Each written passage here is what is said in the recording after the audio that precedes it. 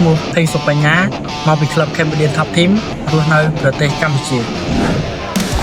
Thậm chí bây giờ đại diện đến từ Cambodia đã quật ngược lại đối phương rồi. Đây một tình huống cực đá thành công nữa cú đấm của mình. Một cắt trụ của võ sĩ người Cam.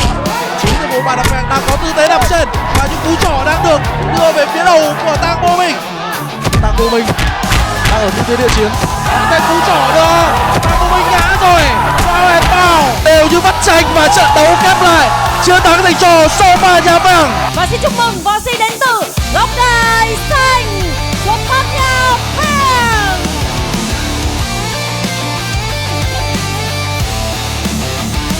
បាទបងសម្រាប់ខ្ញុំគឺឃើញដៃគូរបស់ខ្ញុំគឺគាត់ល្អការប្រកួតរបស់គាត់មកគឺល្អគាត់មានបាច់ផ្លាស់ប្ដូរបច្ចេកទេសល្អៗជាច្រើនហើយយើងទៅយើងជួបគ្នានៅវគ្គនេះគឺពិតជាល្អមែនតើបាទ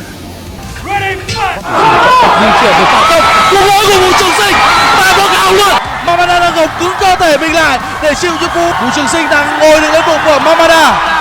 Rất nhiều những cú đấm của Vũ Trường Sinh cùng với phía của Mamada. បាទបងសម្រាប់ខ្ញុំគឺអត់មានន័យត្រូវខ្លាចគាត់ទេបងដោយសារ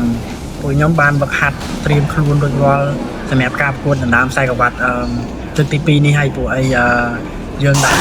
ចិត្តមកវាយដើម្បីយកខ្សែក្រវ៉ាត់ត្រៀមខ្លួនអញ្ចឹងយើងអត់មានអីត្រូវខ្លាចរអាពួកគាត់ទេបងបាទដៃគូ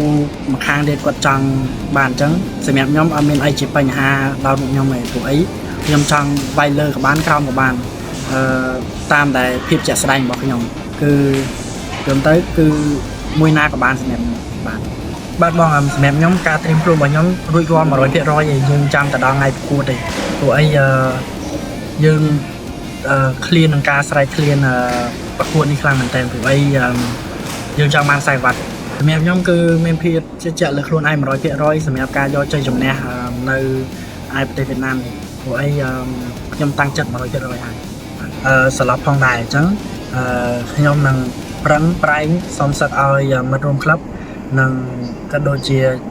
យកជ័យជំនះជូនខ្លួនឯងហើយនឹងដើម្បីខ្សែក្រវ៉ាត់មួយនេះផងដែរបើប៊ុនត្រង់ស៊ីនបើអ្នកមិនទាន់ស្គាល់ខ្ញុំច្បាស់ទេអ្នកចាំមើល